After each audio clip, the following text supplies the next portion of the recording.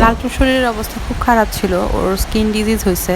তো এই ট্রিটমেন্ট করতেছিলাম, এর মধ্যে দেখা যায় যে বাইরের ডগ তো রাস্তায় থাকে, কে বা কারা ওরে হয়তো বা মারছে, অথবা হচ্ছে ওই হয়তো বা কারোর সাথে মারামারি করছে অন্য কোনো কুকুরের সাথে।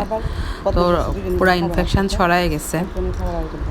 লালটু আর বল্টুর আমি তো অনেক ছোটোবেলা থেকে পালি, যার কারণে দেখা যায় যে ওদের প্রতি আমার টানটাও একটু বেশি। আর ওরাও হচ্ছে যে আমার কাছে যে সেফ ফিল করে, অন্য জায়গায় সে সেফ ফিলটা করে না।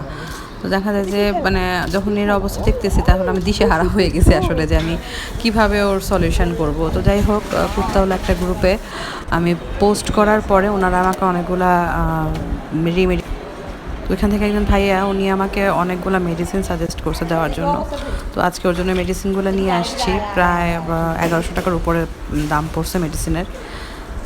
তো ওরা দেওয়ার চেষ্টা করতেছি। আসলে কি বলবো, মানুষের মানসিকতা এত খারাপ যে মানে সব মানে রাগ মনে হয় এদের উপর। আমি বুঝি না আপনারা তো সাইকো কিভাবে হন, এদের উপরে টর্চারগুলো কেমনে করেন। এরা তো আপনাদের কোনো কিছুর মধ্যে যায় না ঝামেলা করতে।